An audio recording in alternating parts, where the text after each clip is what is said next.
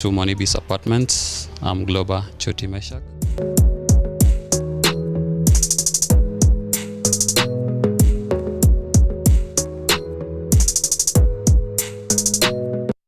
Monibis is located at Tasia Embakasi off 75 Road where you're headed to Utawala. We have a 3-bedroom house that can host you for a day, a month, a week, and you will feel comfortable.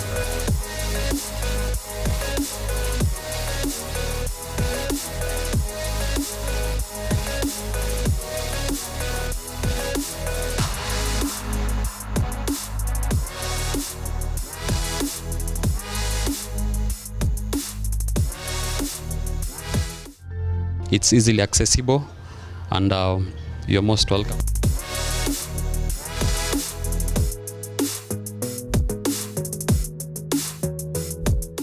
You can reach us on 0729 816 420 or 0723 60 1721. You can always reach us on 0729 816 420 or 0723 60 1721. Welcome all.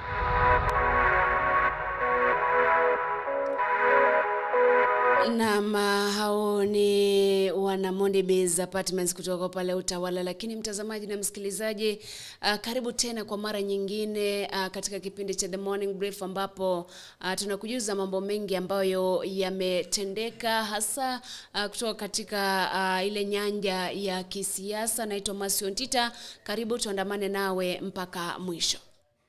Nami ni Edwin Mokaya, karibu. Asante sana mpenzi mtazamaji na msikilizaji wa kituo hiki cha Agr News. Tunakukaribisha ili tuandamane nawe hadi tamati mwa kipindi hiki cha Morning Brief. Niite Zadok Dennis na karibu.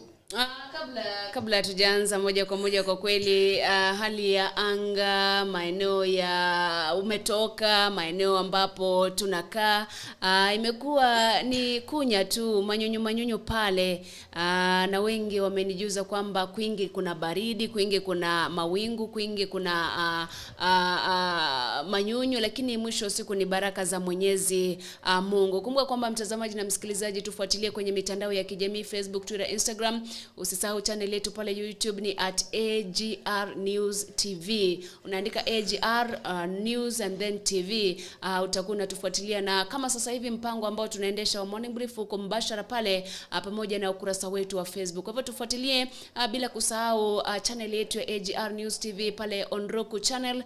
Tufuatilie ili uwe unapata habari zaidi jinsi ambavyo zitakuwa zikichipuka. Sijui kwa kweli Edwin na Zadok, mengi alifanyika jana. Ngoja za Wakenya, mwisho wa siku Chebukati alitangaza rais mteule. Mambo ni mengi yametendeka. Nianze kwako wewe Zadok, kwa sababu mengi yalitendeka, na kabla tujaangalia mbele, tuangalie tu baadhi ya yale yalitendeka jana kwa kiduchu tu pale Bomas na maeneo tofauti hapa nchini. Zadok. Asante sana mwenzangu Masi kwa nafasi hiyo, ili tukaweze kuwaelezea watazamaji wenzetu na wasikilizaji kwa kina kwa yale ambayo yaliyojiri hiyo jana. Tume ya uchaguzi nchini IEBC iko na wajibu na majukumu ya kutekeleza wakati tunafanya uchaguzi humu nchini. Wakenya wengi walijitokeza kuhakikisha kwamba wamechagua viongozi wao kuanzia kiti cha uwakilishi wadi hadi kiti kile cha urais ambacho kimekuwa kikisubiriwa sana. Na kulingana na katiba iliyopitishwa mwaka 2010, tume ya IEBC ndiyo inastahili kufanya uchaguzi, kufanya mambo ya verification, kufanya mambo ya tallying na baadaye ku-announce the results. Hiyo jana mwenyekiti wa tume hiyo ya uchaguzi nchini IEBC Wafula Chebukati aliweza kusubiriwa sana. Ikumbuke kuwa katiba inaruhusu mwenyekiti wa tume hiyo kutangaza yule ambaye ni mshindi katika kiti cha urais ndani ya siku 7 ambazo zingekamilika hii leo siku ya Jumanne. Tulimuona hiyo jana. Ikumbuke kuwa Chebukati mwenyewe alisema ya kwamba atatangaza majibu ya kiti cha urais mchana peupe na sio usiku. Na aliweza kusema ikifika mida ya saa 9 hiyo jana ndipo angetangaza majibu rasmi. Lakini kwa sababu ambazo azingeweza kuebukika, akaamua kuleta matangazo ambayo yalikuwa yamesubiriwa sana na Wakenya mida ya saa 12 jioni. Lakini hiyo ni jioni na sio usiku. Akamtangaza rais mteule ambaye alikuwa naibu rais, ama kwa sasa ni naibu rais, maana yeye ni rais mteule, hajaabishwa na kuingia afisini, Daktari William Samoei Arap Ruto, kwa kujishindia kura milioni 7,176,141. Akafuatiliwa na kiongozi wa chama cha ODM Raila Odinga chini ya muungano wa Azimio la Umoja wa Kenya, ambaye alijizolea kura 6,942,930. Profesa Wajakoya naye aliweza kujipatia kura 61,969, na wa mwisho ni David Moure ambaye alijizolea kura 31,987. Ikumbuke kuwa Moure mwenyewe yeye tangazwa rasmi hiyo jana aliweza kuzungumza na vyombo vya habari na akaconcede, akasema ya kwamba yeye amesalimu amri na anamunga mkono yule ambaye atachaguliwa katika kiti cha urais, na aliweza kutapiri atakuwa William Ruto. Kwa kweli Edwin, ukisikiza alivyo yazungumza Wafula Chebukati, ukiangalia pale najaribu kupata ile clip kidogo, lakini naona kwamba system yangu inaleta nuksi kidogo, nitakuchezea baadaye. Ni je, labda kwa matarajio ya Wakenya wengi, kabla labda jinsi ambavyo uliona kulikuwa na sherehe hapa na pale, kila mtu akiwa na hisia tofauti, wewe utazungumziaje hilo? Kumekuwa na hisia tofauti Masi. Haswa hapo jana niliona kulikuwa na furaka pale Bomas, wakati hata kabla ya chair ama mwenyekiti wa tume ile IEBC kuingia pale Bomas ili pengine ujumbe ule uweze kufanywa. Na tuliona wazi kwamba wale officials wa IEBC walikuwa wamegawanywa, nisiseme kugawanywa, walikuwa wamejigawanya, kwamba kulikuwa na wanne akiwemo yule naibu wake ambaye ni Cherera. Jina lake nikanganya kidogo, Juliana Chere na Mcherera. Niona akiwa na press briefing pale kando akisema kwamba due to the opaque nature of the pengine the process, the last process of verification of the form 34B and 34A, pengine hawataki kujihusisha zaidi na yale matokeo ambayo yatatangazwa hasa pale Bomas of Kenya. Kwa hivyo ni swala ambalo lilikuwa na wasiwasi kidogo. Niona kulikuwa na makonde, kuna wale walirushiana makonde mle ndani, lakini yote yalifanyika na rais mteule akaweza kuchaguliwa na kuwa announced, naye Chebukati ambaye ni mwenyekiti wa tume ile ya IEBC. Kwa hivyo tunadhamiria pengine ikiwa hakutakuwa na petition yoyote pale kotini, huenda pengine ataapishwa na vile vile aweze kuassume ama for the assumption of office kama rais wa nchi ya Kenya.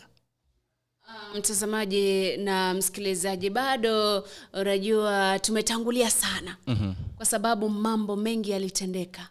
Tuliona upande wa Azimio la Umoja Chief Agent akikataa kutia sahihi ile form 34D ambayo ilikuwa inaorodhesha ama inaonyesha takwimu za mwisho, akisema kwamba ndio they cannot verify the form 34C, lakini wengi wanajiuliza hawajatoa mambo ambayo walikuwa wanataka ama waliona kwamba yako ameenda sambamba. Wengi wanajiuliza Form 34C inatoka kwa Form 34A ikishaletwa kwa ba.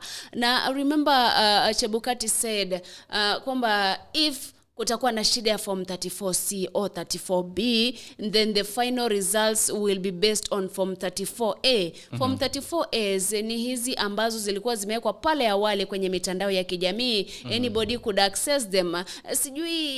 Sijui mtazungumzaje hili Zadok?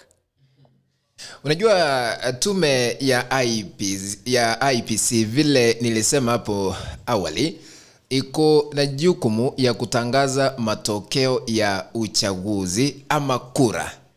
Na tumekuwa tukiangalia katika viwambo yale matokeo ambayo yametoka katika maeneo mbalimbali humu nchini. Na yaliweza kuorodheshwa katika maeneo bunge. Kumbuka kuwa katika taifa letu la Kenya tuko na maeneo bunge 290, wakaongeza moja ile ya diaspora. Sasa tuko na maeneo bunge, maana diaspora inahesabiwa kama moja ya maeneo bunge ambayo yaliweza kupiga kura.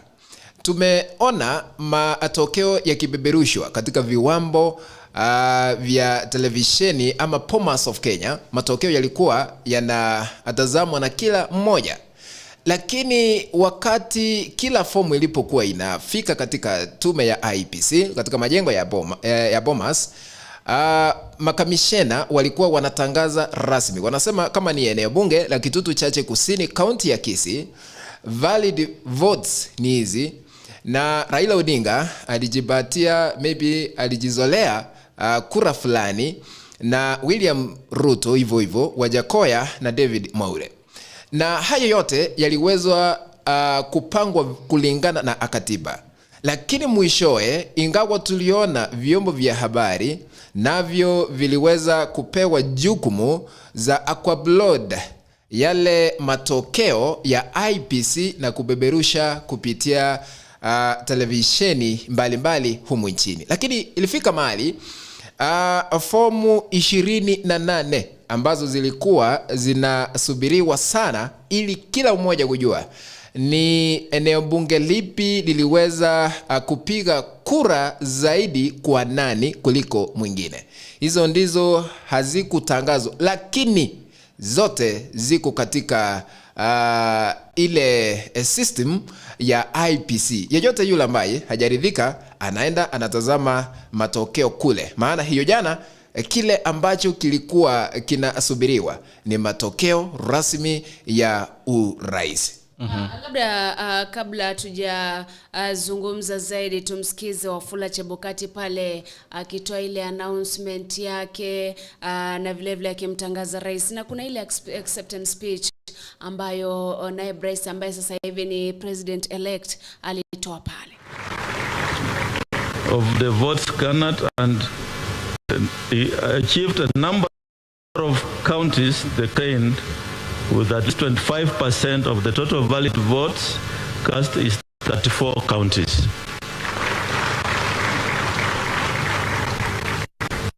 Ruto William Samoei, number of valid votes 7 million.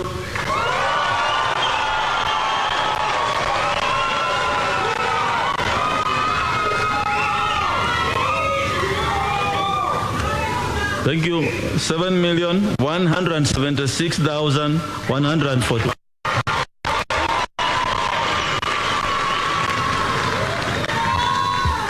This represents 50.49%.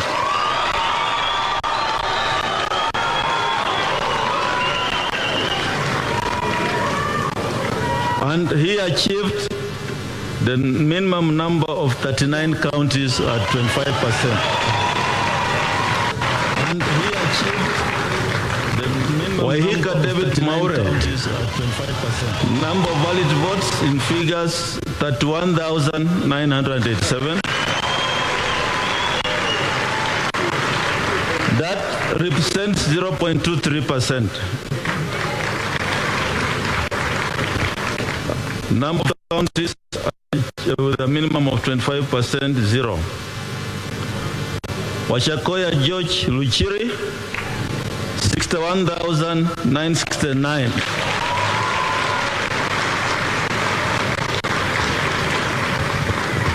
Those are valid votes. Percentage of votes cast 0.46%. 4%, and the number of counties with a minimum of 25 elected as the president.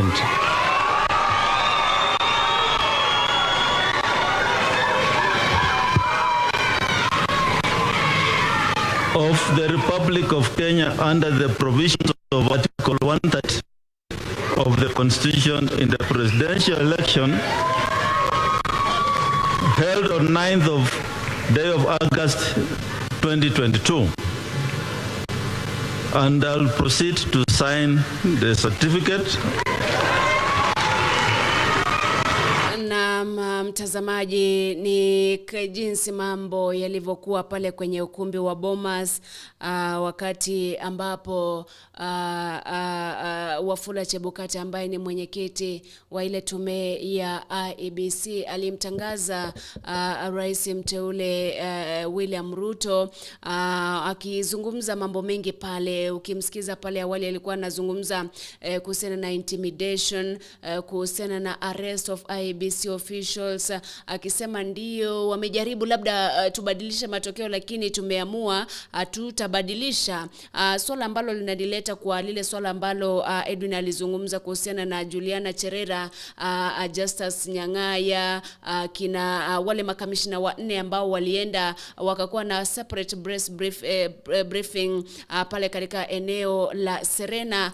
Sijui kabla mjazungumza na mwenzangu pale upande wa pili, sijui hayatazungumzia vipi kuhusiana na hayo kutoka ule upande wa pili. Natumai kwamba unanipata vizuri zaidi.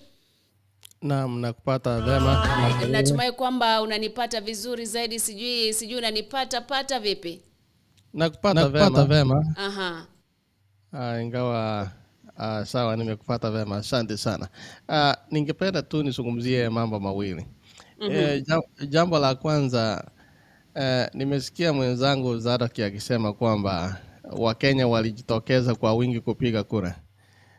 I think amesahau kwa sababu almost 7 million na hawakujitokeza kupiga kura. And that should tell us something, kwa kuna idadi ya watu 7 million. That's big number. Labda hawaoni haja ya kupiga kura. And there is something that has happened yenye na wafanya wengine wanaona kana kwamba hata tukipiga itakuwa bure. So we must as well focus on those, tujue kwamba watu ni nini hiki kimetendeka kwamba they don't feel like ni jukumu lao la kupiga kura. Number 2, hiyo tupa imeisha tu. We are talking about IEBC na jukumu lao, ndivyo tunalijua ni sawa, lakini there are things also we cannot take lightly. Huyu ni chairman wa commission, amesema kwamba there was intimidation. Huyu ni jamaa ambaye akiongea, some of the commissioners wengine wameshikwa, wengine wako ndani, mmoja ako kidnapped. Alafu you can see the messages zenye ziko online, news ambazo zinafika. So we can't take it lightly kwamba chairman amesema kwamba maisha yake yanatishiwa, commissioners wanatishiwa. Hii ni kazi ambayo iko na jukumu ngumu sana. At the same time, these are other commissioners. They have been verifying. Tunajua jukumu la IEBC, tunajua ile inastahili kufanya, lakini sisi kama watangazaji wana habari hatukuwa kule. We are not agents. We cannot tell the difference kama ile form 34A ilikuwa imewekwa online ama sio. We cannot tell. We rely on the information yenye tumepatiwa. Watu wanajua ni hawa commissioners na vile na agents walikuwa kule. This is the chief agent wa Azimio. Amesema he was unable to verify the result. In fact, at one point umkikumbuka, we aired that. Alikuwa amesema kwamba hii ni scene of crime. Na hapo jana wanapoendelea kusubiri, uliona akitoka kule nje tena akirudia yale matamshi. So wakati mwingine, this is the chief agent. We are not verifying what he said, but we are saying that we can't take any of these happenings lightly. Kwa sababu haya yote yanatuashiria kwamba there is a lot of disconnect. You are the vice chair wa commission. Nothing happens until wakati wa kutangaza kura ndio unatoka nje unasema kwamba we cannot be associated with the result. But hapo mbeleni wamekuwa wakitangaza this is the result. So there is so much we also need to know. Mbona wakusema mapema? Mbona wajitokeze thereafter wakati wa kutangaza pekee? So there is so much we also want to understand. And finally,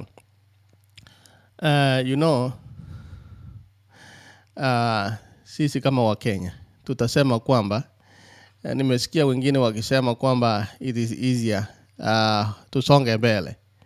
It is easier to say that wakati ambapo if you are supporting one part na hiyo imekuwa declared to be a winner, it is easier to say like that watu wasonge mbele. Also put yourself into the shoes of those who are supporting in the other.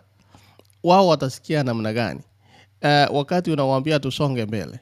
Na wanasiasa wetu wameweka hii siasa in the sense that unajua, kwa mfano umesikia jana Ruto amesema kwamba sijui mumeenda wapi sijaona, lakini Ruto amesema kwamba ameongea na Raila asubuhi. He called him. Unaona, mimi na wewe hatuna simu ya hawa watu tunapigania. We cannot even talk to them. Lakini wao wamesema they even talked in the morning. So wakati mwingi unafikiria unasema kwamba hata kama kuna mahustlers au ni mahustlers wa class, sisi wale watu tunaishi nao hata kama sio jamii yetu, you might find that we are related to them kwa sababu sio wazungu, ni Waafrika wako huko, labda tulitoka kule. So these are our own people. My point is, hawa ni watu ambao wanajuana, hata kama shida wanazotuzungumzia kwamba tunapitia ni kwa sababu ya kura tu. So wameweka hii kura in a way that tunawategemea, and that kwamba we must have somebody mtu wetu akuwe in that position because our daily bread is associated with who is in power. Wakati mwingine wanafanya hivyo so that we can continue kuwategemea, and that is the danger yetu sasa. So I'm only praying for peace. There is so much we cannot say. Isikia moja akisema kwamba it will be sworn in. That one we don't know. We have 7 days. Tutangoja tuone kama kutakuwa na today kutakuwa na kesi yoyote. After 14 days, then if there is nothing, the president-elect will be sworn in, and from there we continue. But for now, we can only hold our horses and say that Kenyans, let's have peace. Watu wanazozania kule juu, sisi tulipiga kura. We had our intentions, we had our demands, tulikuwa na matumaini yetu, lakini mengine yakatimika, mengine hayakutimika. Sisi tutangoja tu kusubiri ila tu tuwe na amani. Ni maoni yangu asubuhi ya leo. Kwa kweli shukran za dhati mwenzetu kutoka upande ule wa pili wa studio. Kuna maswali ambayo ameuliza kwamba kwa nini labda Juliana Cherera na wale makamishina wanne wakangoja mpaka wakati wa mwisho. Wamekuwa wakitali, wamekuwa wakipatiwa nafasi wakiannounce the results actually. Kwa nini wakafika kwa pale mwisho ndio wanasema kwamba that last part was opaque. Wezi waka labda the opaque nature of that situation ndo hakueleza, akisema kwamba watatoa a very detailed report about that. Sijui Zadok, kwa haya ambayo ni Saitabao le Kanchori akisema kwamba they cannot verify mwisho and they were there as agents wakiverify mwanzo, wakitangaza, wakikubaliana nayo. What happened? Sijui ili tu maoni yako, kwa sababu hatuwezi tukajua kipi kilifanyika. Naam, vile mwenzangu Edwin aliweza kumzungumzia yule mwenyekiti msaidizi wa tume ya uchaguzi nchini IEBC, Juliana Cherera na Kamishna Francis Wanderi, Irene Masit na Justus Nyang'aya. The 4 IEBC commissioners walikuwa in agreement vile walivyokuwa wanatangaza matangazo ama matokeo ya IEBC. The four IEBC commissioners actually they failed to agree on the final tally. Ndio maana they refused to sign on the same. Ikumbuke kuwa wao wenyewe walipokuwa wanazungumza na vyombo vya habari walisema ya kwamba elections ilikuwa imefanyika vizuri. Actually it was well coordinated until the last phase of it. Ndio wakaleta mambo ya opaque. Kuna fomu zile ambazo walizungumzia. Lakini kulingana na katiba, yule ambaye akona jukumu la kutangaza matokeo ni Wafula Chebukati, ama mwenyekiti yule ako afisini katika tume ya uchaguzi nchini. Na kuna lingine ambalo tunaliangalia. Tunazungumzia mambo ya ile endorsement ya results. Ni akina nani wameendorse ile results ambayo inaenda kutangazwa na mwenyekiti wa tume hiyo. Tuko na options mbili. Moja ni ile ya kuendorse results majority, tuseme 4 out of 7. Na ile nyingine ni unanimous, wote waamue kuendorse the results. Lakini hiyo jana ndio tuliona wanne wakijitenga na matokeo yale ya hiyo jana. Lakini Wafula Chebukati ana jukumu na fursa ya kutangaza matokeo. Lakini ni kipi ambacho kitaendelea baada ya matokeo hayo kutangazwa?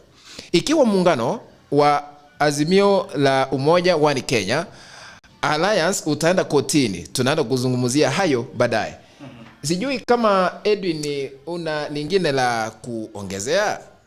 Kuna mengi yamezungumzwa kuhusiana huyu Cherera. Wengi washazungumza mengi sana haswa hapo jana. Kuna baadhi ya viongozi wa Kenya Kwanza walikuwa wananyosha kidole cha lawama kwa Cherera, kiwemo Miguna. And by the way, Miguna alisema kwamba anaongojea pengine William Ruto aapishwe kisha aweze kumtolea zile red alerts ili aweze pengine kuingia nchini. Kwa unajua jana watu walikuwa wanaambia sasa rudi, hadi wengine wakaanza kutengeneza memes kwamba ashafika pale kwenye uwanja wa ndege pengine aweze kuabiri kuja hapa nchini Kenya. Lakini aliweza kusema kwamba kidogo hawezi sasa hivi hadi ule wakati ambapo pengine William Ruto ataapishwa ili awe rais wa nchi ya Kenya, ndipo sasa yeye pengine anaweza rejea nchini. Kwa hivyo wengi washazungumza kuhusiana na Cherera wakisema kwamba pengine ni kutokana na wale pengine baadhi ya wale ya wale IBC officials ambao waliweza kukuwa appointed. Pengine nikiangalia hapa jinsi according to the Nation mnamo Agosti mwaka jana ndo tunaona Uhuru Muigai Kenyatta aliweza kunominate Juliana Cherera, Mr. Francis Mathenge, Mr. Irene Cherop Masit na Mr. Justice Abonyo Nyang'aya, na akawa appoint. Kisha baadaye September hawa wakakuwa approved by the government. Na ikumbuke vile vile walikuwa na replace kuna wale ambao wali resign ukichukua zile nafasi ya kina Roselina Kombe ambao wali resign katika uchaguzi wa mwaka wa 2017. Kwa hivyo mengi yameshazungumzwa, lakini sisi hatuna ukweli, na ni jambo ambalo pengine Ontila aliweza kuuliza kwamba ni kwa nini hawakujitokeza mapema. Lakini pengine ukiangalia ujumbe wa wale wa Cherera hapo jana wakati alikuwa anazungumza, alitaja kwamba we cannot take ownership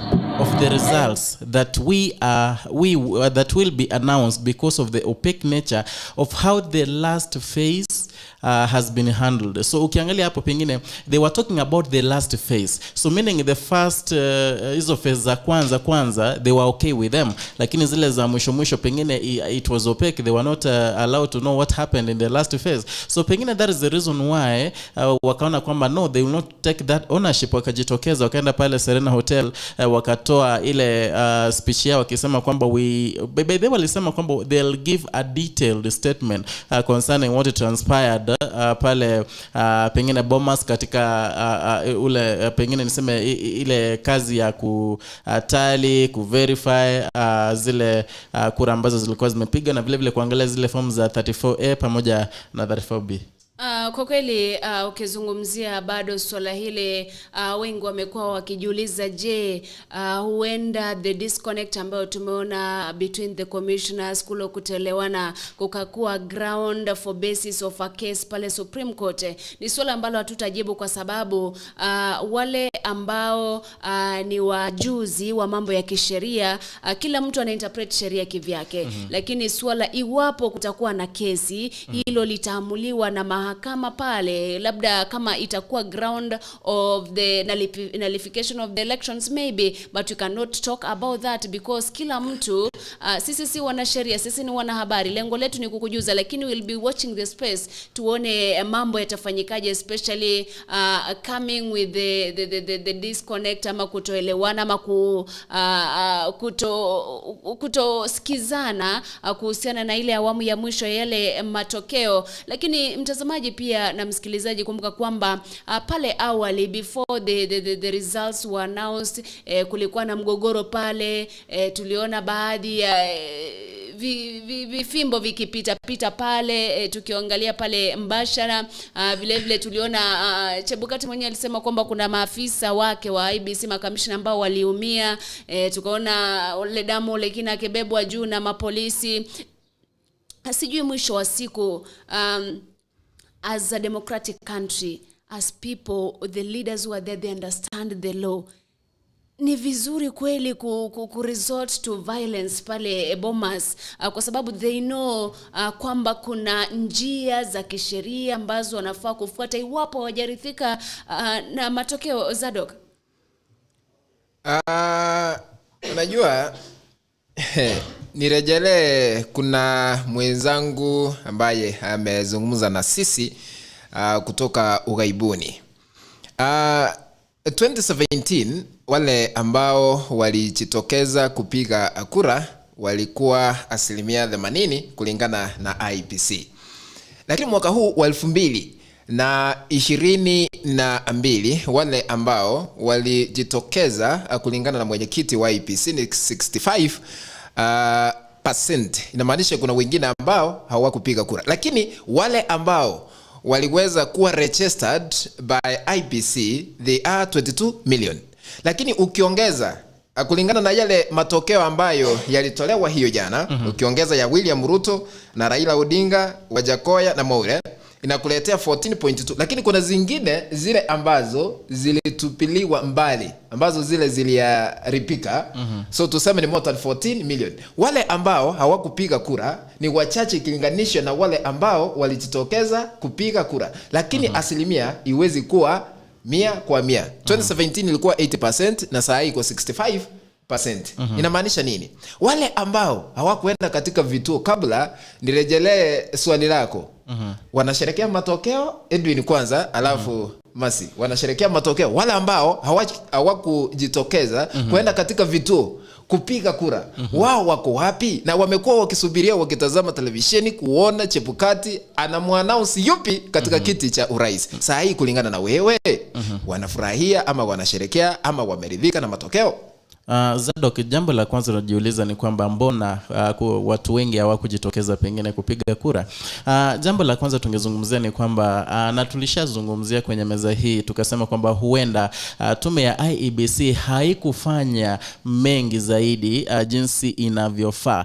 Tume ya IEBC haikuhamasisha wengi zaidi, haikuhamasisha pengine Wakenya vilivyo kuhusiana na kujitokeza kupiga kura. You know, so many people had lost that taste of going out and voting. Manake wengi walikuwa wanasema kwamba pengine wanajitokeza ndio, wanaenda wanapiga kura ndio, wanapiga vizuri ndio, lakini kwamba ule uchaguzi unajitokeza ama matokeo ya uchaguzi ule unapata kwamba pengine hujatokea kulingana na matarajio yao na matumainio yao. Kwa hivyo hili kasababisha kwamba wengi wakapoteza ile hamu ya kupiga kura. Kwa hivyo jambo la kwanza ni kwamba wengi ni kwamba hawakuhamasishwa vilivyo kujitokeza kupiga kura, na la pili ni kwamba wengi walikuwa wamekufa ile mioyo kwamba wanajitokeza kupiga kura ndio, lakini matokeo uchaguzi ule huwa hayaambatani na yale ambao waliyapigia kura. Kwa hivyo ukiniuliza ikiwa walishabikia Kwa kawaida sisi ni wa Kenya. Kuna wale walipiga kura na kuna wale hawakupiga kura. Wale hawakupiga kura automatically kuna yule kiongozi pia walitaka pia afanye nini? Ashinde. Ikiwa yule kiongozi walikuwa na matarajio kwamba atashinda, alishinda, bila shaka lazima wangefanya nini? Wangefurahia. Ikiwa walikuwa na matumainio mengine kwamba pengine fulani asishinde kura, tafadhali ama fulani ashinde, na haya yakutokea, bila shaka lazima kuwe na ule huzuni. Kwa kawaida sisi ni wa Kenya. Mmezungumza mambo ndiyo ni mengi zaidi kuhusiana na mchakato mzima na idadi nzima ya watu waliojitokeza, lakini swali langu lilikuwa specifically on the violence that broke out. Viongozi ambao wanafaa kuhubiri amani are the ones wa kwanza kuinua mikono yao na kugonga wengine. Swala hilo Masi, tuliona haswa ile fraka ambayo ilitokea pale Bomas. Na hata jana nilikuwa nazungumza nikisema na wengine tulikuwa pale kwamba ikiwa mimi nina kiongozi wangu, nikiwa nina mbunge wangu ama seneta wangu pale, nimeona akirusha makonde, akirushia pengine Chebukati makonde, nimeona pengine akirusha viti, mimi nitafanya nini hapa chini? Mimi mwenye nilikuwa namuaminia na pengine nilikuwa na believe in his policies and the policies that were laid by the pengine the leader of his party, pengine pia mimi hapa nitaanza vurugu, nitasema kama leader wangu ndiye amepigana pale mbele hivi na mashikiri, tumefanya nini? Tumeibiwa. Pia mimi bila shaka nitapigana. Kwa hivyo ile jambo halikuwa la busara. Manake we know how to solve these things. Ikiwa haujaridhika na uchaguzi, ikiwa haujaridhika na matokeo, you know where to go. The constitution puts it so clear kwamba unaenda kotini. Na kwa hivyo ile fraka ambayo ilitokea pale haikuwa nzuri zaidi. Na vile vile nilimwona yule chief agent wa Azimio, alikuwa anaitwa jina gumu kweli, Kanchori. Naam, hilo la mwisho ndo nashika kidogo, Kanchori hilo. Niliona kimshukuru seneta wa Elgeyo Marakwet, Kipchumba Murkomen. Akataja kwamba huyu jamaa ingawaje alikuwa wa UDA, hii ndiye alimsitiri kabisa kutokana na makonda ambao pengine wale wengine upande wa UDA walikuwa namrushia, na vile vile aliweza kuhatarisha maisha yake mbele ya polisi, pengine polisi walikuwa nampurura nini, akahatarisha maisha yake kumkinga ili asije akafanya nini, akapigwa ama kudhulumiwa kwa njia yote ile. Kwa hivyo mimi kwa upande wangu na shtumu zaidi yale ambayo yalitokea pale Bomas, manake they relate. We as Kenyans, we also copy from our leaders because these are the people we've elected. We copy their examples. Ukiona wamepigana pale Bomas, bila shaka others will start fighting hapa kwa villages. Lakini unajua mambo ya viongozi kuanzisha zile vurugu sio ya mara ya kwanza kuona hilo jana katika ukumbi wa Bomas of Kenya. Hapo awali hata baadhi ya wabunge wakiwa katika vikao vya bunge walikuwa wanarushiana viti, ndio ikahakikisha ile serikali ya mseto iliyokuwa inaongozwa na Mwai Kibaki na Raila Odinga wakatengeneza viti tofauti katika ukumbi wa ile National Assembly. Sasa hakuna kiti ambacho unaweza kitoa ukarusha mwingine. Ndio maana wakiingia katika bunge wananyanganywa, ama kuna mahali wametengewa wanaziacha zile punduki kama wako nazo, wanaingia vile walivyo. Lakini wa Kenya penye tumefika, nadhani politics in Kenya imeanza kukomaa. Hatuwezi kukopi kile ambacho kiongozi wangu anafanya. Kwa nini? Kwa sababu ya amani. Tena kwa nini yule ambaye naenda kukopi kile ambacho anakifanya aendi kunishughulikia kupata kile cha kukula kila siku? Kila mtu ako na shughuli zake, anaenda tunafanya kazi ili apate chakula. Huyo kiongozi ambaye ameonekana kumpiga mtu fulani, yeye mwenyewe hawezi kukusaidia. Mimi mwenyewe sioni haja ya Mkenya mwingine kukopi kile ambacho kiongozi amefanya, lakini mimi mwenyewe am against kile ambacho kilionekana hiyo jana katika ukumbi wa Bomas. Hata Inspector General Hilary Mutyambai, yeye mwenyewe ameweza kuwashukuru wa Kenya tukiwa umoja wao kwa kudumisha amani. Kwa kweli tukizungumza kuhusiana na hilo swala, remember previously before jana kulikuwa bado na vurugo pale na kuhusiana na zile karatasi labda ambazo walikuwa wanasema zimeingishwa pale kinyume na ama sio zile ambazo zilikuwa zimetumwa kutoka pale kwenye constituencies. Remember nilimwona Kithure Kindiki akijaribu sana kuwazuia wale wana Kenya Kwanza wasilete vurugu, lakini kitu ambacho ningezungumza ni kwamba hakuna mtu ambaye anaenda shuleni anafundishwa lugha ya vurugu. Nobody goes to school kufundishwa lugha ya violence. So kiongozi, wapo nataka ni kufuata na kweli ni kuheshimu, then be that role model. Ndio wengi, by the most of these leaders they have gone to school, the schools of law. Wanajua sheria, wamefundishwa vipi unafaa kusolve mambo vipi, lakini kuna wengi ambao wana resort to jungle justice, which is not what the Constitution of Kenya advocates for. Kwa hivyo ni viongozi, jinsi ambavyo ulisema Edwin, wawe kielelezo kwa wananchi, kielelezo cha mambo ambayo ni chanya si hasi, ili labda taifa litaendelea mbele. Lakini wacha nimlete mwenzangu upande wa pili wa studio pia zungumzie mawili kuhusiana na hili kwa kiduchu tu kabla hatuja elekea kuzungumzia swala jingine tofauti kutoka kwa yale ambayo ndio tunakupata hapa ndani. I completely concur with you kwa sababu kama kiongozi yale ambayo unafanya unastahili kuwajibika kuliko mwananchi wa kawaida, because you are esteemed to be on a higher place na to be the standards zenye zinatumika zitakuwa juu zaidi ya wengine. But let me at the same time say, kama nilisema last elections, nilisema kwamba ni vizuri hawa viongozi wapigane peke yao, lakini wasifanye mwananchi apigane. Remember when wakati walikuwa wanapigana peke yao, nikasema that is even better. Wao wenyewe wapigane, lakini wasifanye mwananchi apigane. Lakini kwa bahati mbaya kuna wale wafuasi ambao ni wafuasi sugu. Unajua hapo mbeleni nimesema kwamba wanasiasa wamefanya hii environment kuwa kwamba the more you move closer to power, that is when they are able to get their daily bread. Ndio watu wanajikimu katika hali ya kimaisha. Kwa hivyo wakati mwingine inahitaji watu wanaegemea upande fulani, kiongozi fulani yala anafanya, ndiposa wakisema kwamba amefanya hivi na mimi nitafanya hivi. Kwa hivyo that is an incitement. There is no form of violence that is justified. Awe mwananchi wa kawaida, awe kiongozi, in whichever form, in whichever manner, we really condemn it.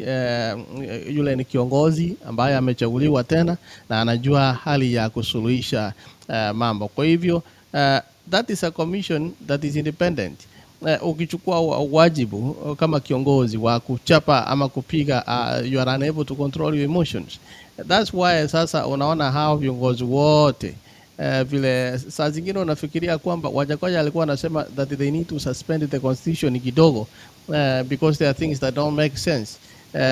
Na wengine ukiangalia, but tuangalie kama chapter 6, you don't have any integrity. Wakati kama kiongozi unaenda kuchapa viongozi wengine wamechaguliwa kama wewe. What if mwananchi anakasirika na wewe? Unajua kuna wakati hapa mwananchi amerusha kiongozi wa hapa Marekani vile anaongea akamrusha kiatu. Ile hasira na kusema freedom of doing anything you want, lakini it doesn't extend your arm's length. Kwa hivyo wakati mwingine ni vizuri viongozi wetu kwanza, hii kitu tunaita chapter 6 integrity, wamekosa kabisa. Saa zingine wanashindwa kwamba if they do this, then what integrity do they have and what moral authority do they have to be our leaders. Kwa hivyo hiyo ni mbaya. On the other side, labda kitu kingine kabla hatujatoka kule, ni hiyo ya kusema kwamba viongozi wanachaguliwa namna gani. Let's also know that kwamba Uhuru as a president pase, yeye mwenyewe he cannot nominate or appoint these commissioners. Yeye kazi yake ni ceremonial. Unaona kila mtu ako na jukumu, hata ile kongamano ambalo ilikuwa linawaangalia, kulikuwa JCA ilikuwa inatoana mtu mmoja, Council of Churches. Kwa hivyo wakakaa, wanapomaliza wanamwambia forward these names. Wewe you are just like a conveyor belt.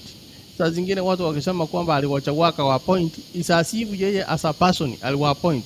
Kwani hao wengine basi nani aliwa appoint?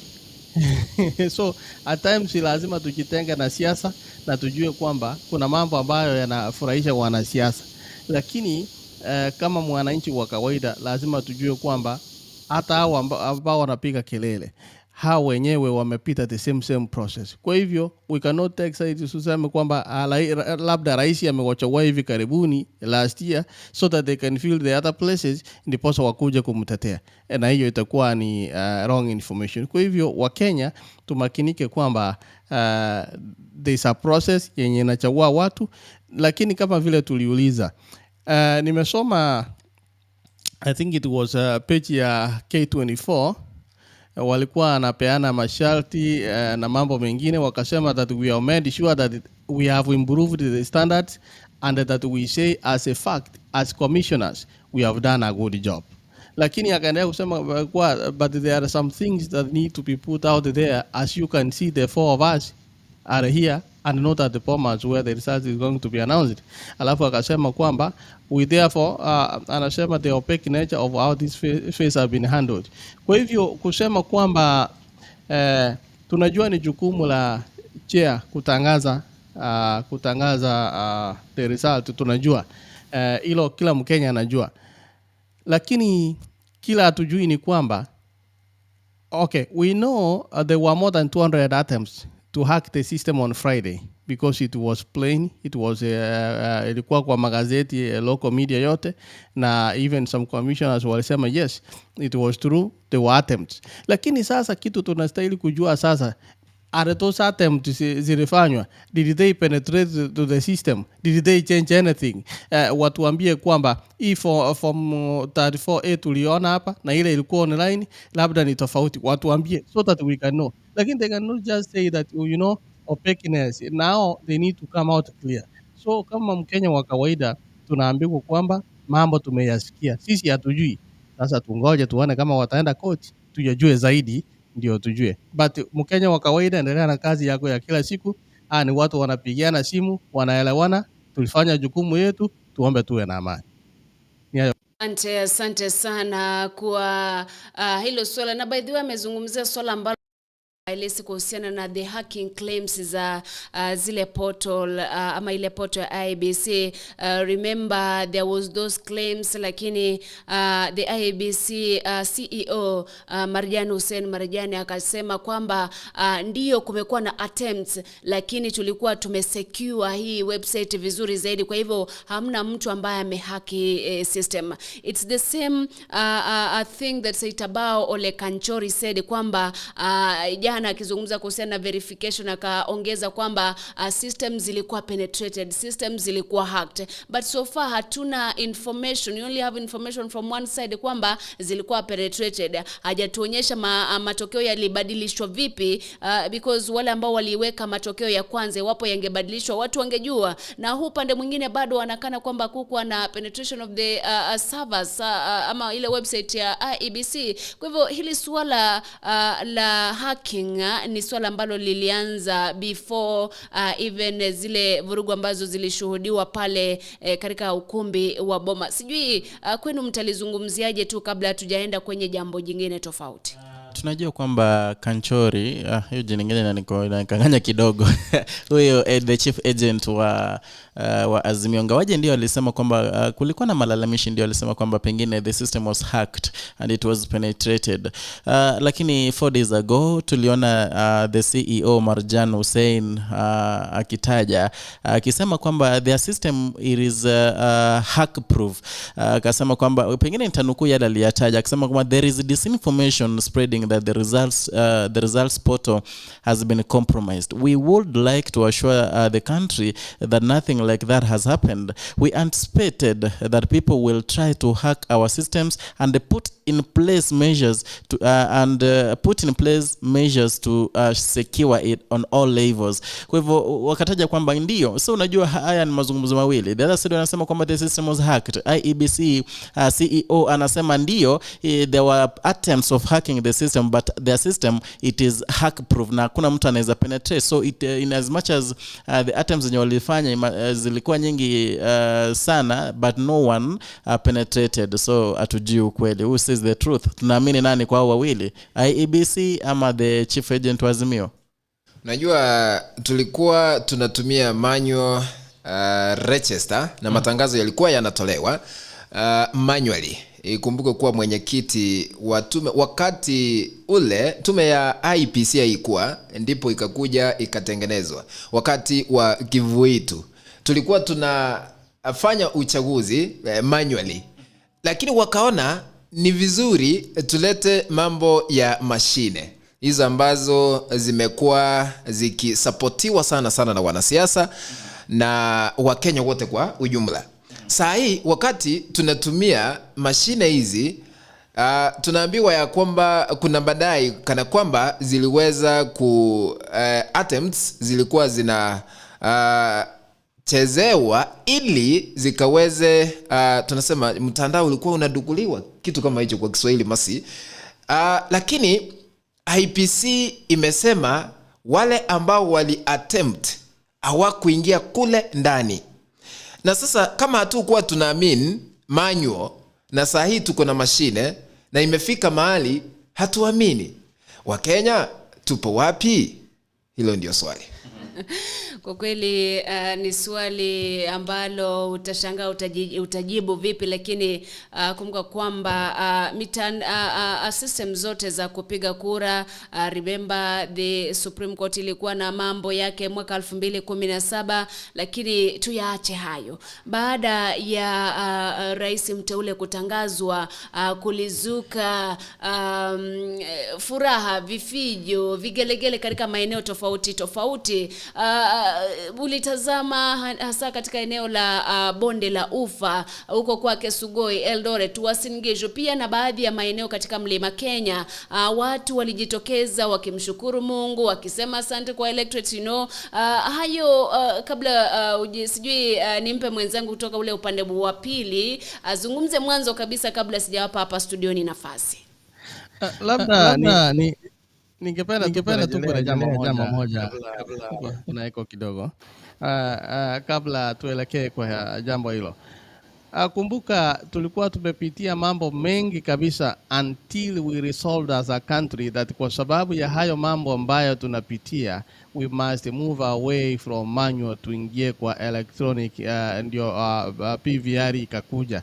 Kwa hivyo sio eti ni kitu ambacho mtu is not a choice, is not a choice ya mtu mmoja kwamba tukue naye ama tusiwe naye. It is because of the history mahali ambapo tumepitia. And again we have to differentiate between ile portal na PVR. Biometric voter registration system PVR, kwanza tuna zile kits unaweka vidole, inasoma, inaleta picha yako, inasoma kwamba you are really registered kila kitu, na hata ukisubmit inasema ulipiga kura. That is different. There's a way we make systems. Hata hapa kuna wakati mwingine nimeenda kwa hospitali mwingine kuangalia systems, lakini wanasema kwamba they have been hacked. Labda the data ya wafanyikazi wote imekuwa hacked, hawawezi kulipa watu wao because of that. Kwa hivyo it's a usual thing. Hata uliona hata hapa Marekani 2016 elections kulikuwa na tetezi kwamba Russia try to hack na ikabadilisha. Kwa hivyo hata when there was war with the Ukraine, kumbuka hivi majuzi umeona wengine wakikupigia simu from nowhere kutoka Russia. This is a usual thing that happens in the electronic age, in the digital era, is something that is anticipated. Kwa hivyo it's not something that is unusual. The only problem is actually wale wanasema kwamba hack proof, I don't think there is any system ambayo iko hack proof. There are companies wanatengeneza those systems. In fact they pay the hacker, wanamulipa, wanamwambia kama and hacker wa system tuone kama it can withstand. And if it withstand, then wanasema sasa we are good. So that's why hata mtu anasomea kuwa haka, and then they employ that person so that he can hack their system, akipenetrate, then they develop another mechanism yenye itafanya hiyo ni kama missile na anti-missile, so that they can protect their systems. Kwa hivyo that's a usual thing to make those attempts. Ni mara ngapi watu wameingia kwa account yako, umeona online mtu anasema kwamba my account was hacked, sio mimi, several times. So we expected that. The only problem is that this is not free from manipulation. Huyu mtu ambaye anafeed this information kwa hii kit ni binadamu. Tunaweza toka na Edwin hapo nje nimwambie this is the result, tutoka hapo basi akuje na karatasi mwingine ampatie apige picha atume. So that's what we are saying. The only problem is human manipulation, but the BVR ilikuwa njema kabisa. So I don't know hapo masi kama tumeelewana. And you are asking another thing. Sikusikii labda Ilikuwa nimeuliza kuhusiana na labda na zile celebrations kutoka maeneo tofauti tofauti. Is the president elect but hajaapishwa bado, sijui if anything changes italeta kizungumkuti vipi? Unajua tunatoka mahali pamoja na wanasema kwamba kabla kuku hajataga mayai usije ukazungumza mengi sana kwa meko, because things might change. You know, I can say that it is too early for celebrations. Why? Tunaona saizi the president hajasema chochote, interior hawajasema chochote, serikali kwa jumla tuseme haijasema anything, which is unusual.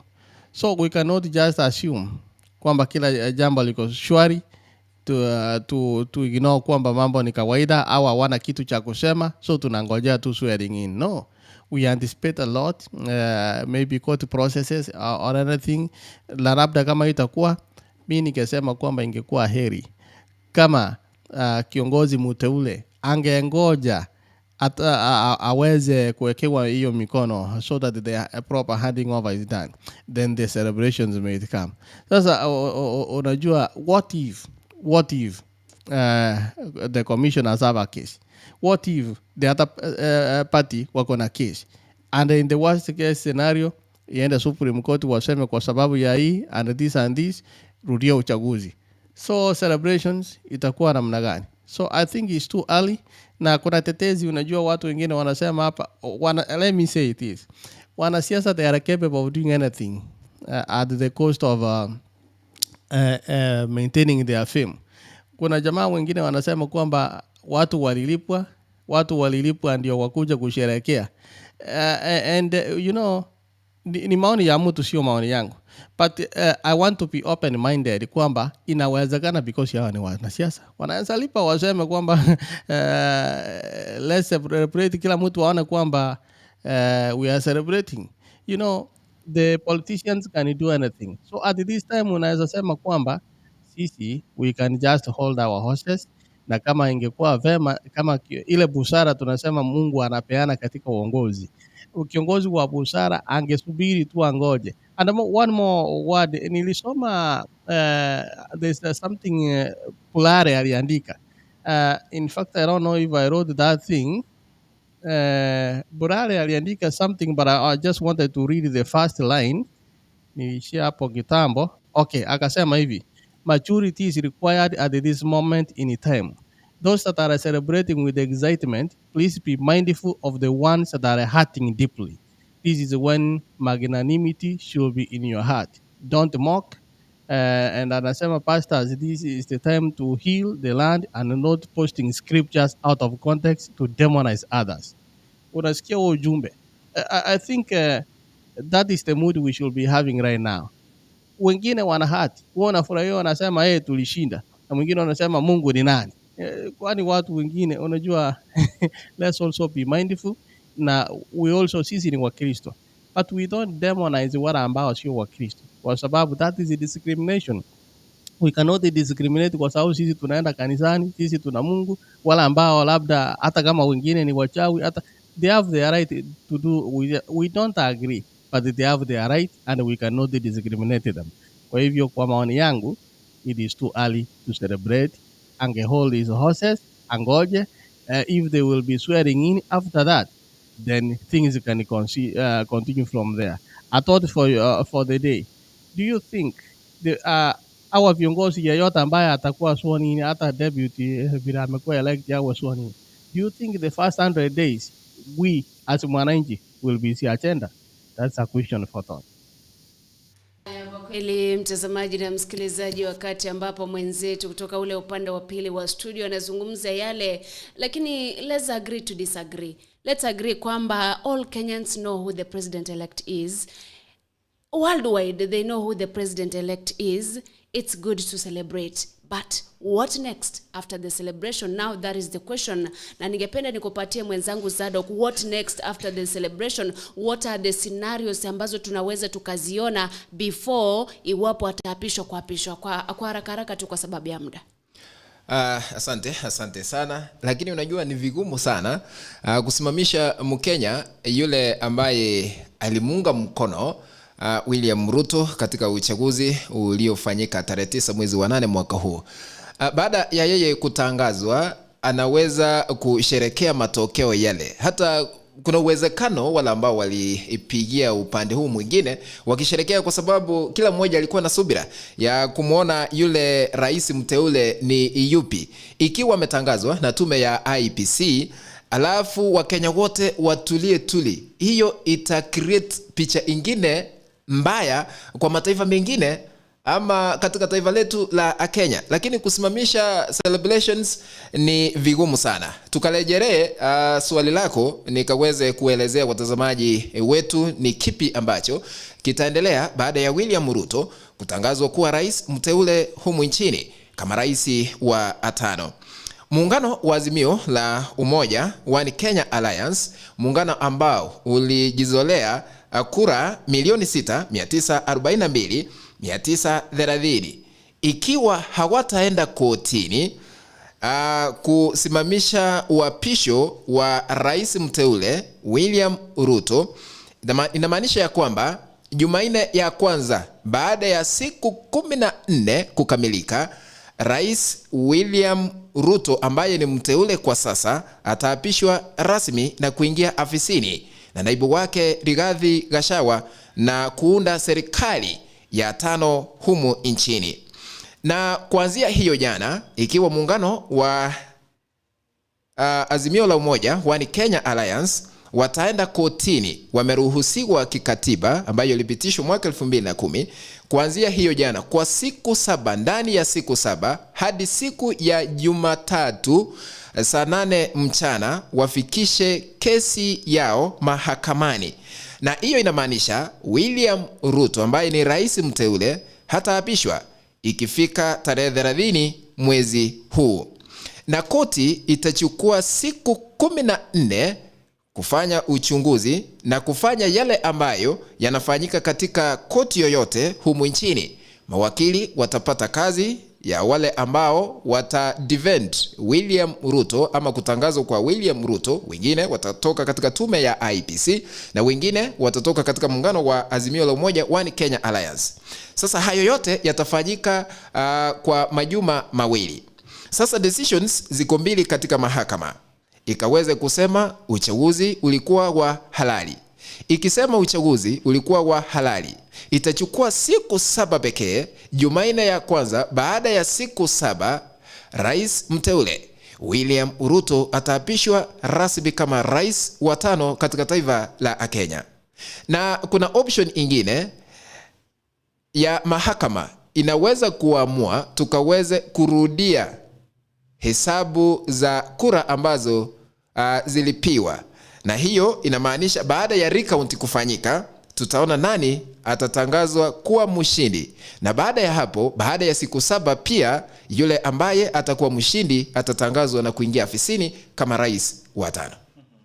Na vile vile tunajua kwamba yule kinara ama niseme yule flag bearer wa Azimio ambaye alikuwa na wanawania pamoja na William Ruto, na walikuwa na kwa karibu zaidi katika yale matokeo yaliyotolewa hapo jana. Hajazungumza, hajatoa any speech of conceding, Uhuru Kenyatta mwenyewe ambaye ni chairman wa Azimio has not also conceded. Kwa hivyo so whether William Ruto will be sworn in solely depends on Raila Odinga. If the Azimio team wakiamua kwenda kotini, basi ndo hivyo, wakienda kotini, basi pengine itafuata mtindo wa koti kwamba wataamua aje kesi na afterwards pengine tujue kutendaje mkono. Na kabla tumalize, kuna kitu ambacho nimesahau kwa sababu ya benefit ya mtazamaji na msikilizaji wetu.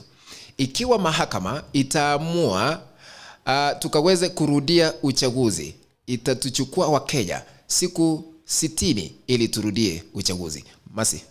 Unajua hapo sasa ndo kuna kizungumkuti if it comes to that, especially with the education system, with the corona and stuff. Lakini mtazamaji na msikilizaji, naona muda pia unayoyoma. Ningependa tuende break kidogo, kisha tukirudi tunazungumzia mambo kadhaa. Kwa mfano, iwapo naibu rais William Ruto ambaye ni president elect ataapishwa, what do Kenyans expect? Iwapo hataapishwa, what next? Tutazungumzia hayo tukirudi hivi punde kutoka pale mapumzikoni. Lakini tunashukuru sana kwa kuendelea kutufuatilia katika kipindi cha leo cha The Morning Brief, hapa tukiendelea kukujuza mengi zaidi kutoka kwenye nyanja hasani ya siasa, na mengi zaidi tunakujuza tutakaporudi kutoka pale mapumzikoni. Moja kwa moja acha nikupeleke madukani kule Utawala Nairobi, Moneybiz Apartments.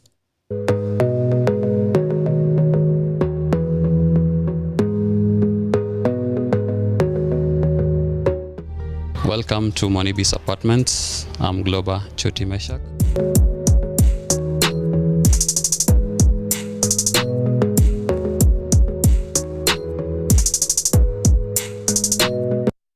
Moneybiz is located at Tasia Embakasi off 75 Road, where you're headed to Utawala.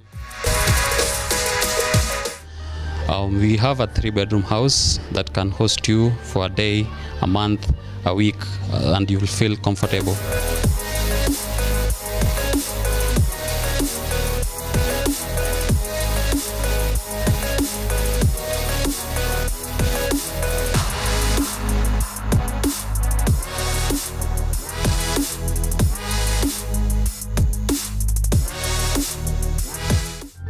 It's easily accessible, and you're most welcome.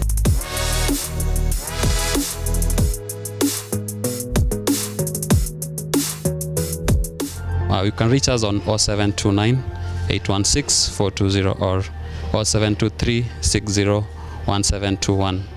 You can always reach us on 0729 816 420 or 0723 60 1721. Welcome all. Kwa kweli watu wengi wamejitokeza kumcongratulate the president elect Dr. William Ruto, wengi wakiwa marais wa mataifa tofauti, wengine wakiwa marais wa zamani, wengine ni viongozi hapa nchini Kenya. Lakini jinsi ambavyo mwenzangu Eduna alisema pale awali ni kwamba tujaona any congratulatory message kutoka kwa ule upande wa Azimio la Umoja wa Kenya, Raila Odinga, Rais Uhuru Kenyatta and stuff. Kwa hivyo ni kusubiri tu tuone kutakavyo kwenda. Lakini sasa tuzungumzie probability kwamba iwapo the president elect Naib Rais William Ruto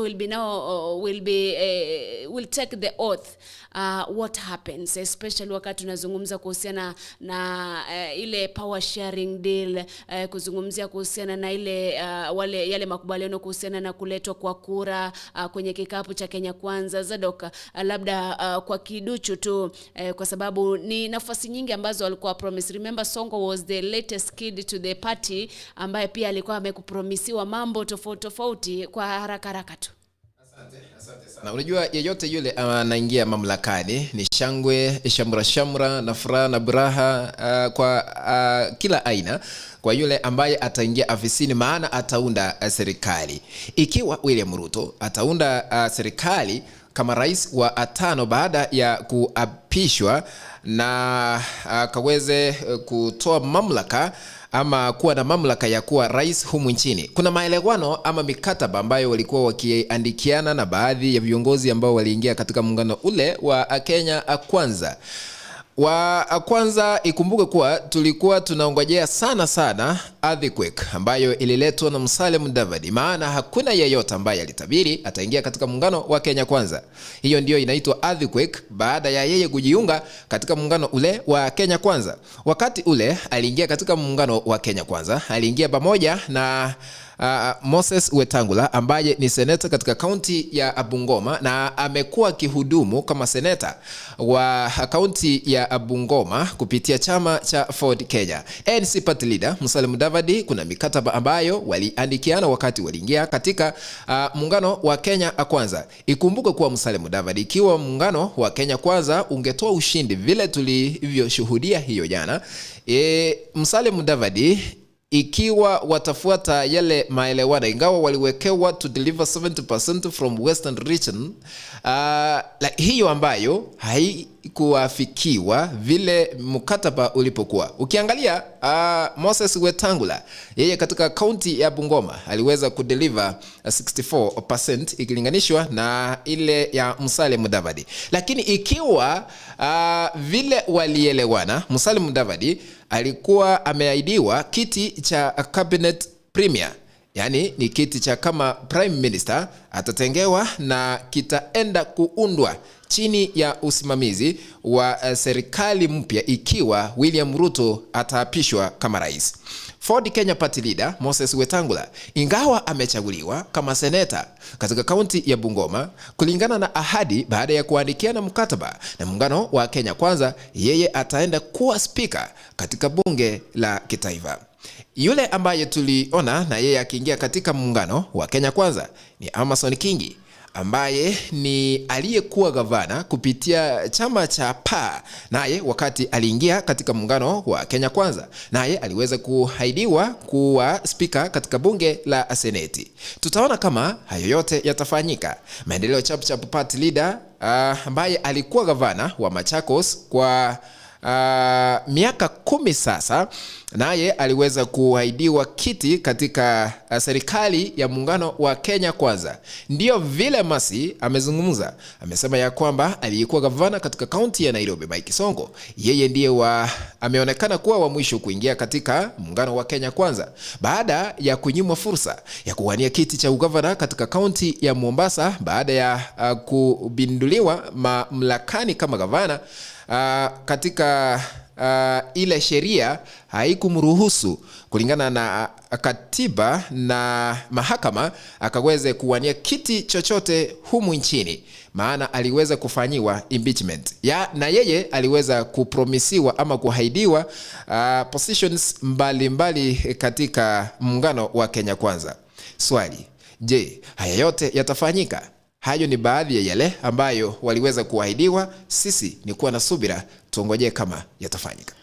Na vile vile tukiangalia kwenye ile power sharing deal za doc, ile 70%, una uhakika walitimiza kweli? Hapana. Manake nikiangalia katika kaunti ya Kakamega, Raila alikuwa na 71%, huku William Ruto akiwa na 28%. Bungoma, pengine niangalie Bungoma, kulikuwa na 66% za pengine Kenya Kwanza, huku akifuatiwa na Raila 32%. Hata hapo bado, ingawaje ndio nasema kwamba Wetangula alijaribu zaidi kwenye hiyo kaunti yake, bado haikufika ile 70%. Pengine nikiangalia Trans Nzoia na Vihiga. Na Trans Nzoia ndo hii hapa.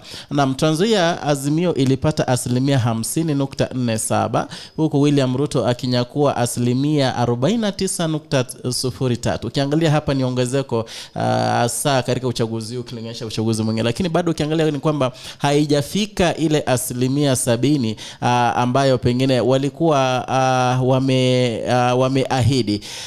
Pengine nikiangalia Machakos, sijui Machakos kani taipata hapa. Machakos vile vile wakati nilikuwa naitazama Zadok, niliona kwamba kidogo haikuwa imefika ile asilimia ambayo Alfred Mutua alikuwa amefanya nini, amepewa. Nikiangalia Ukambani kote, Kitui pale Raila alikuwa ametangulia na 71 huku William Ruto akiwa na 27. Nikiangalia Machakos ndio hii hapa, Raila Odinga alikuwa na 74 huku William Ruto akiwa na 24. Kwa hivyo ukiangalia hapo kote ni kwamba wako wamefika ile agano ambao walikuwa wamefanya nini, wametia sahihi. So kwangu mimi najiuliza, je, swali hawa watapewa zile zote zile ahadi ambazo walikuwa wameahidiwa, maana hawakufika kile kiwango ambacho walikuwa wameahidi kufika, ama pengine watapewa sababu ya kujitolea kufanya kazi na William Ruto ngawaje hawakuwafikiana na ule mkataba ambao walikuwa wameutia sahihi? Wasingewekewa kiwango, hawangetia motisha kwa kumtafutia William Ruto kura katika eneo la Western. Kumaanisha kwamba kile ambacho wametry na wamedeliver, ikiwa walikuwa wanaelewana, watapata tu kile ambacho waliahidiwa. Sasa sisi tuwe na subira. Na Sonko sijui kama ulimtaja. Sonko naye aliweza kuahidiwa vitu mingi katika muungano wa Kenya Kwanza, lakini sijui yeye mwenyewe kama atapata fursa ya kuwa katika afisi ya serikali. Sijui, maana kulingana na katiba mambo ya integrity chapter 6, yeyote ambaye anaondolewa afisini stahili kuwa na afisi ya kulingana na katiba. Lakini unajua hiyo katiba haja exhaust the appeal process, bado tumebakisha ile ya mwisho East African Court of Justice. Kwa hivyo nayo tangoja tuone itakuwa inaamua vipi. Lakini kabla sijazungumza Edwin, swala la Sonko na Nairobi, watu wengi walikuwa wamepredict Sakaja atashinda. Sasa sijui labda but they signed the deal, so sijui kutaendaje. Unajua Johnson Sakaja aliweza kuchaguliwa kama gavana katika kaunti ya Nairobi baada ya kumshinda Paul Igade. Lakini naona chama cha UDA kiliweza kupata MCA 35, chama cha ODM MCA 35, Jubilee 5, Wiper 4. So kumaanisha muungano wa Azimio la Umoja itakuwa balaa kwa Sakaja. Mtazamaji na msikilizaji, tukiwa pale pale, Edwin alikuwa na swala mbala angezungumzia kabla tujamaliza, na vile vile tukishamalizana na swala hili tukizungumza kuhusiana if he is sworn in kama president, what do we expect kama wa Kenya? Pengine nilikuwa naangalia kumuhusu Sonko. Unajua Sonko amekuwa up and down. Also is one person mwenye namshabikia zaidi. He's someone who doesn't know how to give up. The same thing na Raila Odinga. Ngawaje jana tulikuwa na rais mteule William Samoei Ruto, lakini nikiangalia Raila Odinga amepigania nchi ya Kenya for so long. Ukiangalia the multi party, hayo yote amepigana zaidi. Kuna mengi ambayo ukianza kuyataja pengine utahitaji page mzima uyataje yote, pengine page 2 ama chapter mzima. Lakini ni mtu ambaye ngawaje alishinda uchaguzi pale mwaka 2097, mwaka 2007, 13, 17, 20, bado 22 ndio huyu bado alikuwa anawania kitiki, meaning he is someone who doesn't know how to give up, kwa hivyo Sonko nilikuwa namrejelea na nilikuwa nataka kuuliza Zadok, je, uamuzi Sonko alifanya umemfaidi kweli? Manake alikuwa ameahidiwa kwamba ikiwa watachukua hatamu ya uongozi na ikiwa pengine ndio inaonekana kwamba kidogo wanaweza, ikiwa William Ruto pengine atahapishwa. Lakini alikuwa amepewa ahadi kwamba a lucrative deal that would see him propose a one cabinet secretary position and then apewe 3 principal secretaries in the Ruto government. Unajua yeye umeniuliza swali kwa kusema ukweli, Sonko yeye amefaidika kisiasa. Kwa sababu gani? Ukubali usikubali, Sonko ako na command katika kaunti ya Nairobi na kaunti ya Mombasa. Vile aliweza kusimama na kumu-endorse Johnson Sakaja akaweze kuchaguliwa katika kiti cha ugavana, kuna baadhi ya wale ambao ni wakaaji ama wakazi wa kaunti ya Nairobi waliweza kuyatilia maanani maneno aliyoyatoa katika kinywa chake na wakampigia Sakaja na chama cha UDA kura. Atafaidika kisiasa. On the same note, unajua tukiangalia ule upande wa pili, niliona tweet ya Martha Karua akisema kwamba it's not over until it's over. Kwa hivyo tunatarajia tu kuona jinsi mambo yatakuwa yanaendelea, lakini tukirejelea hilo swali, kabla sijakupatia muda utoe the biography and stuff, ndio sasa tuseme in our minds ashahapishwa, ashakuwa rais. What do Kenyans expect kutoka kwake? Zadok. Unajua William Ruto wakati alikuwa anachapa kampeni katika maeneo mbalimbali humu nchini, kuna ile ambayo alikuwa ameizungumzia sana bottom up approach, kuinua uchumi na kutenga fedha za wale akina ni mama mboga ama wale ambao hawajiwezi. Alisema ya kwamba akiingia afisini vile yani kile kiti ile hazina ya CDF inatengewa milioni 100 kila mwaka kwa eneo bunge ama kwa mbunge, atatenga milioni 100 pia ama 150 kwa wale ambao ni mahustlers, ili wakaweze kuzipata zile hela wazitumie kufanya biashara na kujinufaisha ama kuinua uchumi humu nchini. Ndani ya siku 100 tunasubiri tukaweze kuona kile ambacho atafanya kuhusiana na bottom up approach, kuinua uchumi na kupunguza bei ya bidhaa mbalimbali ikiwemo unga, maana watu wengi wanapenda ugali, mafuta. Tutakuwa na subira, maana mafuta ya mboga ndiyo gharama yake imeenda juu sana. Alikuwa ametoa ahadi hizo zote na kufanya maendeleo katika maeneo mbalimbali humu nchini. Masi, pengine mimi nitazungumza kwamba kuna mengi ambayo William Ruto aliahidi wa Kenya. Ikiwa hiyo tunazungumza ikiwa ataapishwa, sio manake sasa hivi ni rais mteule, bado si rais bado. Na Ontile alisema kwamba watu wasije wakasherehekea, manake hauwezi ukajua kesho kutakuwaje unless ameapishwa ndipo sasa tuseme basi ni rais. Kwa hivyo kuna mengi aliahidi wa Kenya. Sana kwa upande wangu ningetaka sana kuangalia jinsi atadeal na the state capture, manake the whole thing in Kenya yenye nalemaza kila sector ni corruption, whereby pengine some funds, ndio pesa pengine zinapatikana, pengine mikopo inakuja kutoka nje, inastahili kufanya miradi fulani, lakini pengine 70% of the whole fund inaenda kwa mifuko ya watu. So it's something yenye pengine ningetamani sana kuona ikiwa he will deal with it jinsi alikuwa nataja katika pengine kampeni za kwake. And then nilimsikia kitaja kuhusu bilioni 50, bilioni 100 pengine kwa vijana, mama mboga, the same way waliweka pesa kwenye Kenya Airways watazileta kwa kina mama. So I would like also to see how pengine anaenda kufanya nini kuhakikisha pesa hizo zimefika ili ziweze kuinua wale wa kipato cha chini.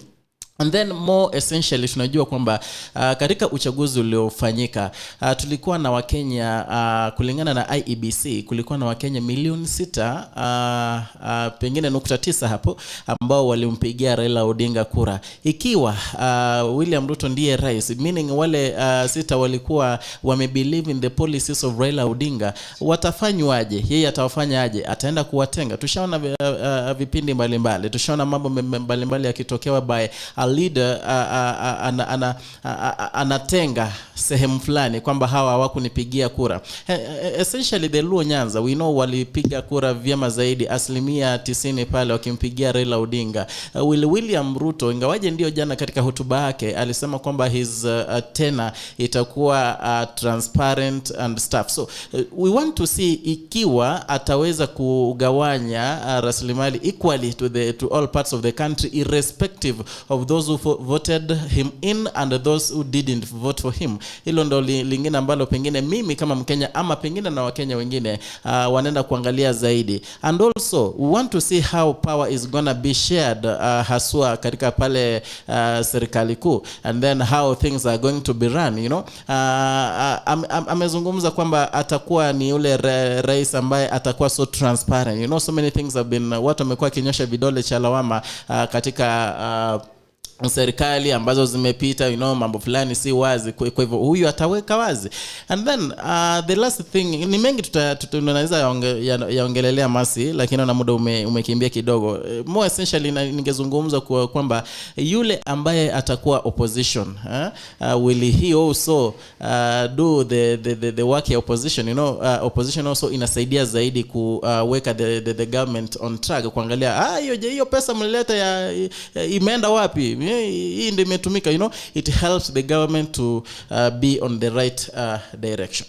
Ndo maana ubalozi wa Marekani hapa nchini Kenya ukiongozwa naye balozi Margaret Whitman ukasema kwamba the president elect atafute njia ya kufanya kazi na viongozi wengine na opposition na kufanya mazungumzo ili hii stalemate ambayo ipo iweze kumalizwa. Lakini mtazamaji na msikilizaji, muda umeisha, tuachie hapo. Lakini kuna kitu kimoja ambacho ningependa ni mention kwamba kuna ule mwili ambao ulikuwa umepatikana pale Oloitoktok.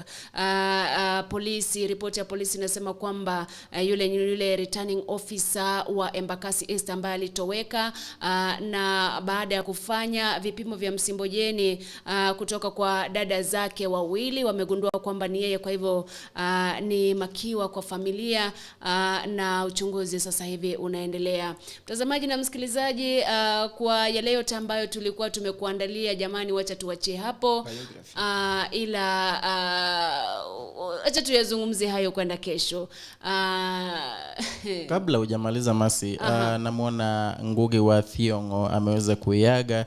Naona viongozi mbalimbali wanaendelea kumimina rambi za kwao, ujumbe za kwao, condolences, wakimtaja kwamba alikuwa ni mtu ambaye kidogo alikuwa amepigania haki za kibinadamu.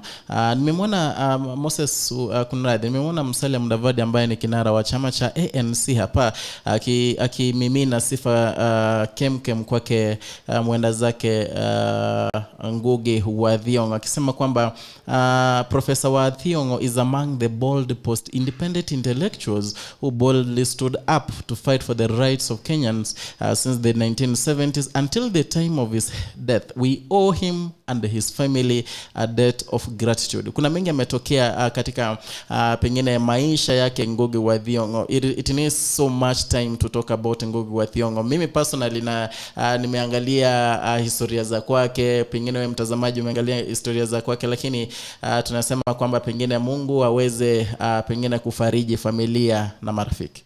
Basi mtazamaji, wacha nimpatie mwenzangu kutoka ule upande wa pili wa studio amalize hiki kipindi kabla tujatamatisha kutoka hapa ndani. Kumbuka hii ni Agr News TV, tufuatilie kwenye mitandao yetu yote, uwe unatusikiza na kututazama kwa njia ya kipekee.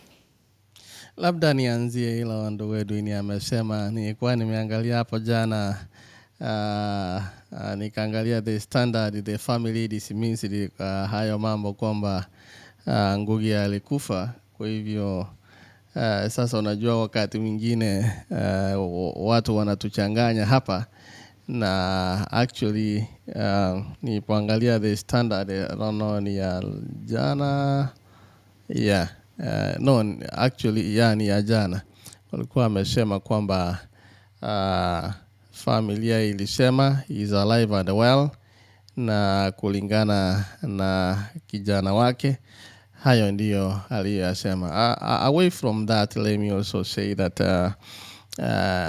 huyo jamaa ambaye ameaga. We need to think of the safety and the security of ile kazi ambayo tunafanya. Unajua kama wanahabari, hakuna mtu amezungumzia jinsi wanahabari walikesha kule Bomas the whole day, the whole night to make sure that watu wamepata hizi news. Wengine wakichukua shift na kuna wengine ambao wako wanachukua hizo shift, lakini walifanya kazi kutuletea all the happenings. They really sacrificed. Number 2, polisi ambao walikuwa wamesimama kuanzia asubuhi mpaka jioni wamesimama. Unajua sisi tunakaa tunatembea, lakini wao walisimama mahali pamoja the whole day, and then fracas inatokea. People really sacrificed, and that's not something that we really take for granted. At the same time, nikirejelea hiyo habari Masi amesema about huyo jamaa returning officer. Unajua wakati ambapo unachukua government job kama hiyo, maisha yako yanakuwa hatarini, and that calls for the our commissioners ambao wali dissent.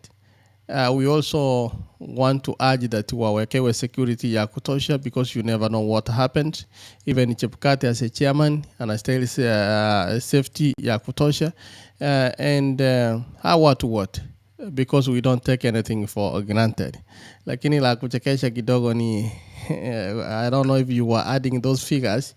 Alipeana 48.85%, 50.49, 0.23, 0.44. Niliziongeza zikakuja 100.01%. So I think that's also a food for thought. Ndio watu wafikirie kwamba hii hesabu tunafikiria saa zingine is something that is easier. And finally, let's talk about the incoming, vile umesema about kazi ambayo atafanya. Nilisema hivi, utashangaa kwamba ile kazi ambayo ataanza kufanya the first 100 days haihusu mwananchi kabisa. Hata watu tumechagua wengine viongozi watarudi kule bungeni, the first thing they will be talking about is their perks. Wanajiongeza mshahara namna gani?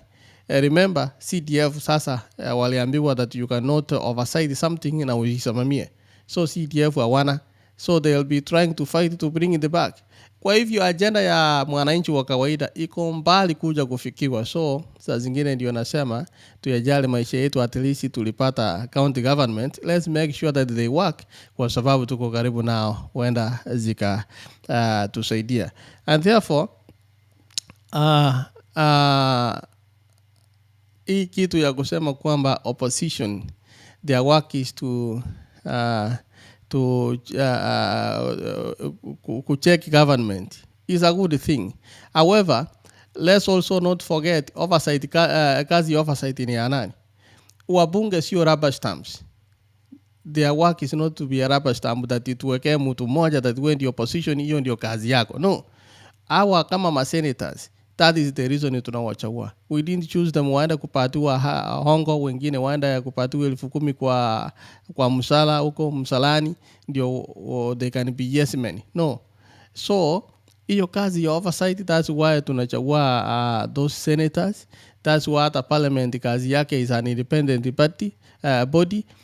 Isikue an extension of the executive. So wakati mwingine hata tukisema hivyo, let's also know the differences kazi ya hawa watu, so that wakiingia kule bungeni wasikue yes men tena waache kulia. So tunapotoka huyu president ambaye ataingia ata appoint ya kina nani? I don't know if you have been looking at the Kenya Gazette the last 1 month. The latest jana Kiraitu Murungi, he was sworn in. Yeah, ndiye amekuwa the latest member wa, acha niangalia hapa, ilikuwa Land Kenya Law Reform Commission. Yeye amepata kazi ya kuwa as a member. Alipoteza kiti lakini amepatiwa hiyo. So ni kusema kwamba atakayekuja atapata kila kitu imefanywa. Kwa hivyo watu wengi wamepatiwa kazi. So nawaombea muwe na siku njema, na tuwe na amani, tuwe watulivu. What can you say mnapoenda? What can you say about Najib Balala? Unajua unapomwangalia Najib Balala can you say that he's a master schemer or a political survivor? Yeye ako kwa serikali, lakini he is among the first people to congratulate the winner from a different party. Is he a schemer or an opportunity or a political survivor? Muwe na siku njema.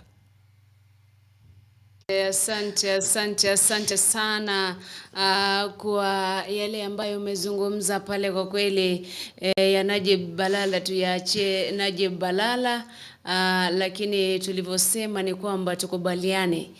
Kenyans know who the president-elect is. Exactly. The world knows who the president-elect is.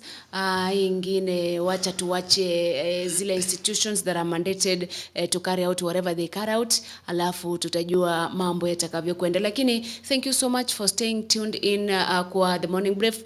See you tomorrow same time. Naitwa Masiontita. Shukrani za dhati. Pengine nikizungumzia kabla sijamaliza Najib, kwangu mimi naona ni schema. He's not an opportunist. Manake yeye he doesn't take sides. Ikifika serikali ndio imechukua, manake is not vying. Ruto ndio umechukua, congratulations. Ingekuwa ni Raila moja kwa moja, najua angekuwa wa kwanza kutuma congratulations. So that yani is okay anyway. Thank you so much mpenzi mtazamaji, hadi hapo kesho. Ni Edwin Moka. Asante sana kwa watazamaji kwa kutufuatilia tangu tulipoanza kipindi cha Morning Brief hadi wakati huu. Naona zimekatika dakika 11 baada ya saa 4. Tuongoje tuone ikiwa rais mteule ambaye ni Daktari William Samoei Arap Ruto ataapishwa na kuingia afisini kama rais wa 5. Siku njema. Naitwa Zadok Dennis.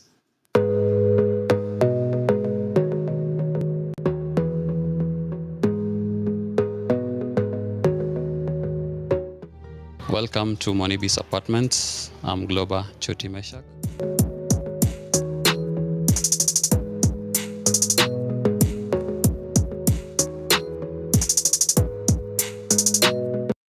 Monibis is located at Tasia Embakasi off 75 Road, where you're headed to Utawala. We have a 3-bedroom house that can host you for a day, a month, a week, and you will feel comfortable.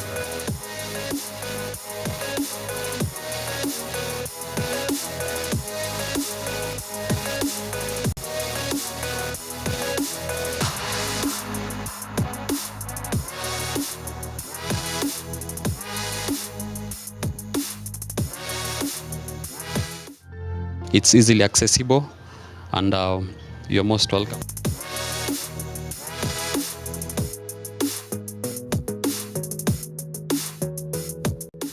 You can reach us on 0729 816 420 or 0723 60 1721. You can always reach us on 0729 816 420 or 0723 60 1721. Welcome all.